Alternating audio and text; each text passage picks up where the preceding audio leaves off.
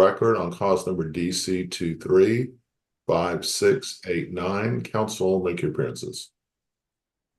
Matt Daigle on behalf of defendants, the Swallow Group LLC, Jack Swallow and Julia Swallow. Jason Dennis on behalf of the plaintiff. All right, let's proceed. I believe Mark Caldwell is also here on behalf of the plaintiff. Okay, great. Thank you. Judge, this is a hearing that the defendants on our motion. It's a plea and abatement that we filed back on May 13th of this year. Since the defendants filed our plea and abatement, the plaintiff has been really hard at work moving things forward in this case. Since the plea and abatement has been filed, the plaintiff has served what I'll refer to as the children who are the offspring of the now deceased Margaret Cowden, and their children, who I'll refer to as the grandchildren. In May, the plaintiff had the children and the grandchildren served with the original petition. And on June 5th, the plaintiff filed a new petition with new causes of action. And today, the plaintiff emailed the amended petition to those that previously had not received it. And that was as of Friday. Our reply brief that we filed identified, I believe, 7 people that there was no proof that they had seen the amended petition, but it seems that that has been rectified. So the question is that what remains outstanding? And the biggest problem here is that the estate has not been served and has not been made a party to this proceeding. And that alone is cause for an abatement. In addition to the failure of the plaintiff to add the estate as a necessary party, none of the people in the declaration filed by the plaintiff today, none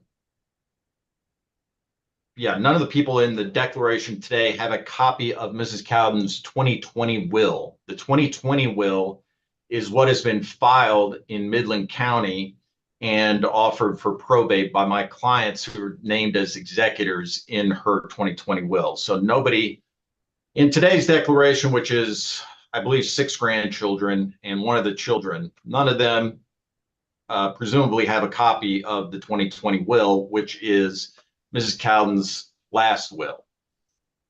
The First Amendment petition still complains of, quote, disastrous tax consequences, end quote, that maybe would have resulted from a draft 2019 will that was not offered for probate. It was revoked if it was signed, and it really doesn't come into play at all for our analysis. So the plaintiff has informed the other family members that the only way to avoid the disastrous tax consequences from this draft revoked will is for her to be named as one of the beneficiaries of the 2 trusts. The 2020 will that Mrs. Cowden left. So I guess I have 2 questions, because this really is about whether or not to abate this case. We have a trial setting next month. First off, there was an issue about the mediation, and your guys didn't attend mediation. There's a court order to mediate it, I believe. Why didn't you attend the mediation? Mediation was scheduled for tomorrow. Okay. Are you going to attend the mediation tomorrow? Well, that's part of our motion today. It's the plea and abatement, and in the alternative, a motion for continuance. Okay. So I guess that's my question. Are you attending the mediation tomorrow? Well, your mediation tomorrow, we don't think has any possibility of being effective, or at least worthwhile cost analysis wise, because you have 14 grandchildren and 4 of the children who are not going to attend mediation either, even though all of them are necessary parties. You have the estate that is not going to attend mediation tomorrow, even though it is a necessary party. So the plaintiff would have my clients and the plaintiff alone attend mediation where there is 19 additional parties that need to be involved in this mediation because they are each a necessary party to this dispute. Mr. Daigle, why didn't you add those parties in yourself? We don't have any affirmative claims. I mean, okay.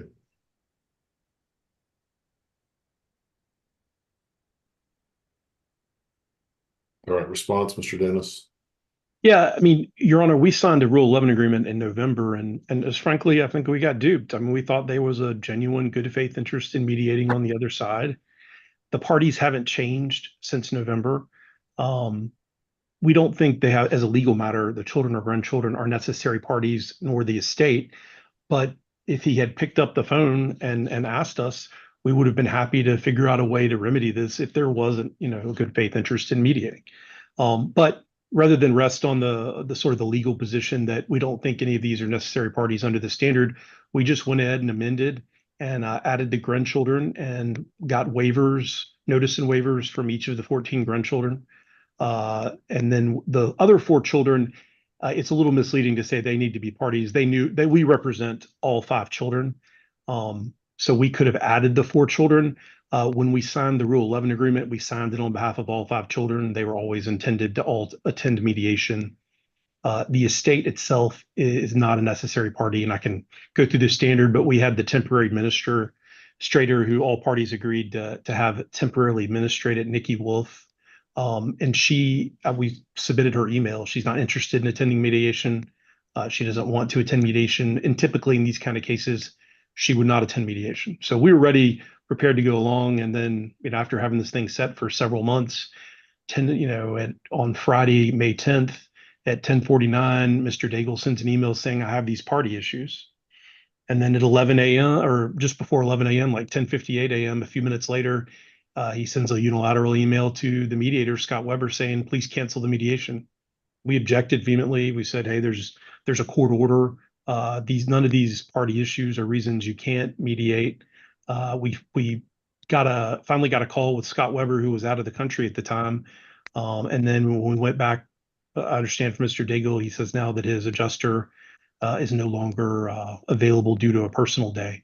So we were ready and available to mediate, but I'm sensing, Your Honor, that there's just not a good faith interest on the other side, and you can't make you can make the other side mediate. You can't make them sort of come in good faith and not waste time.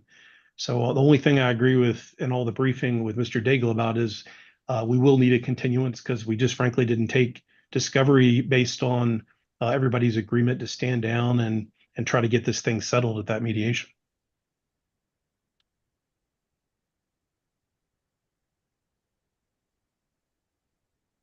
Okay. Response? Yeah, Judge, I really take issue with Mr. Dennis's comments that we don't have a good faith desire to mediate. We absolutely would love to mediate tomorrow. They've made it impossible by failing and refusing to involve any of these other family members. Like I said, that's 19 other parties that they have not involved until this morning. He just said he represents the 5 kids and has gotten waivers from the 17 grandkids. So I'm not, either he's lying or you're not understanding this, I guess. So are you saying that the waivers are defective, or are you saying that he doesn't really represent them? I'm not clear where you're coming from. They do not represent any of the 14 grandchildren or the estate. Yes. But the 14 grandkids have signed waivers, right?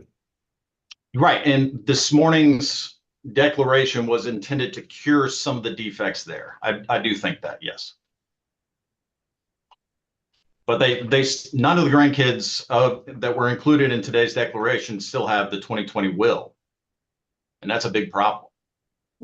And Your Honor, just in their reply brief, they latch onto this point saying, oh, it's defective service. They don't cite a single case or any authority that says they have to receive certain documents other than the pleading. We provided them the pleading on file. But since then, since they were complaining about it, we sent them the amended pleading too. I mean, the people he's complaining about for all the 14 grandchildren, like 6 of them said, we don't want any further notice. And a number of them said, we want notice, but we are appearing and that's all we want. And so we just went ahead and sent the people, all the grandkids who had already said we don't want any further notice. We just went ahead and sent it to them. So there wasn't this whole conspiracy idea that opposing counsel wrote about in his reply brief.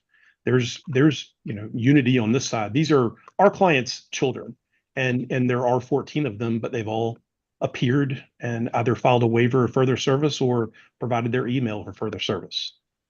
And I mean, the point about the mediation is if he picked up the phone in the 3 months this thing had been set, we would have told him we don't think there's any issue with respect to mediating him. Our issues with his clients are their abuse of their fiduciary position to A, extract fees from the decedent, and B, to put themselves as fiduciaries in this purported will. But the will hasn't been admitted to probate.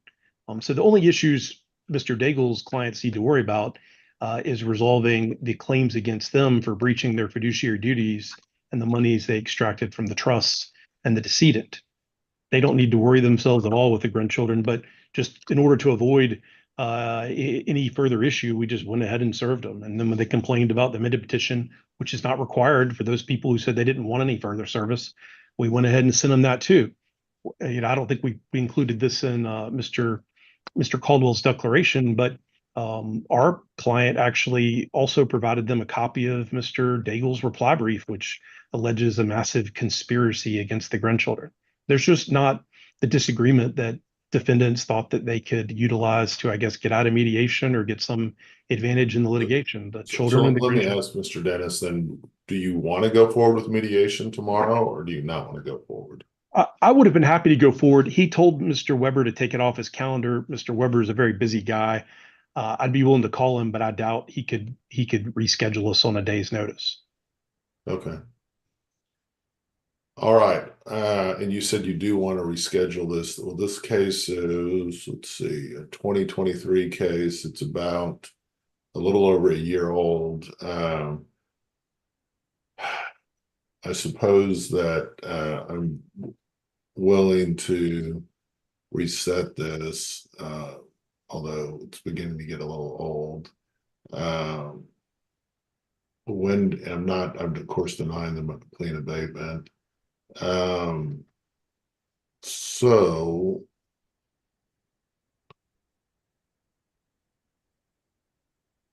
when do you want to be reset to?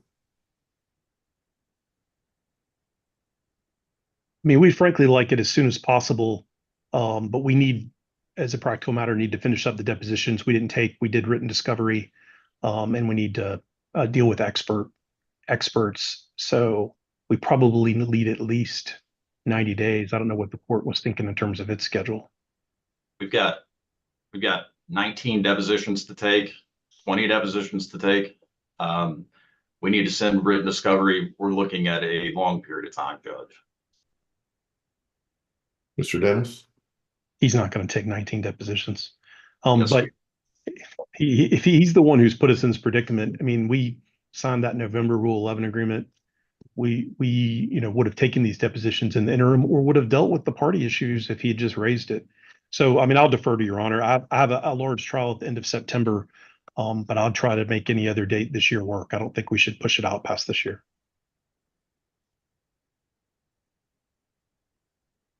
How does the week of November, I think it's 19th, how does that look? I think I'm in arbitration. No, I'm in arbitration the week of the 4th. Right, so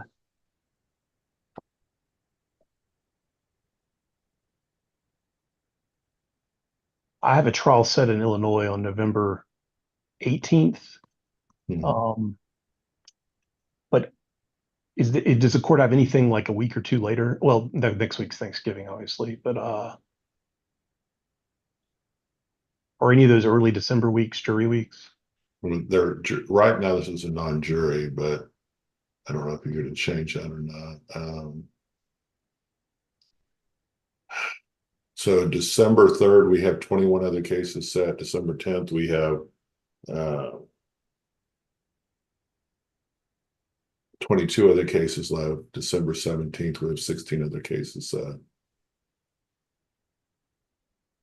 I'd propose December 10th. I don't know, Mr. Daigle, if you have a conflict, or Mark. We have, yeah, we have, 22, let me just we say have a this, we have conflict. 22 other cases set. So ahead of us. What'd you say? Did you say 22 cases ahead of us, or just 22 No, no, total? 22 other cases set. and we have a conflict. We have a jury trial December 10th, which I expect will go into the following week.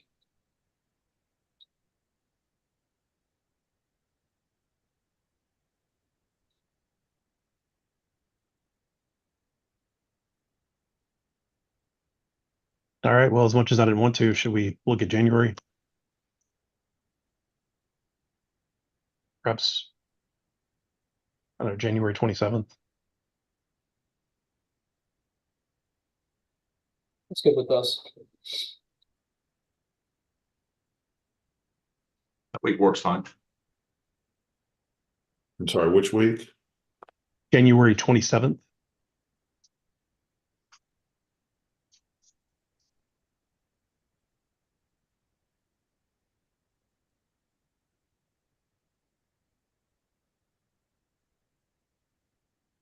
Okay. All right, well, we set it to January, it'll be 28th because it's we try cases on Tuesday. Yes, sure. Do you want us to draft up an order or work with No, Mr. you don't Daigle? need to. I'll just, and then prepare, I do want you to prepare an order that this case needs to be mediated within 30 days, Mr. Dennis. Okay, Your Honor, we'll do. Anything else today, guys? There was our motion for interest scheduling order. Do you want us to try to get an agreed one done? Have you guys talked about it? No, they wouldn't confer on anything that we've filed this month. That's not fair. We tried to confer on getting the It mediation is. to forward. They even entered a bunch of the emails where I was asking them over and over and over to confirm. They just wouldn't do it. Your Honor, we're happy to just continue what the previous deadlines were, or we're happy to work with Mr. Daigle on an agreed scheduling order, whatever you prefer. Let me see. I don't see that. Was it set for today, the scheduling order request? That was just in our reply brief. Okay.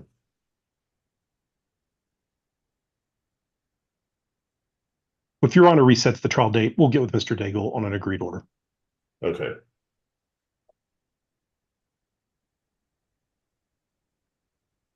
Yeah, go ahead and do that. All right, sounds good. And just prepare the order that we on the mediation, and anything else we need to chat about today. No, Your Honor, appreciate your time. Mr. Daigle? Nope.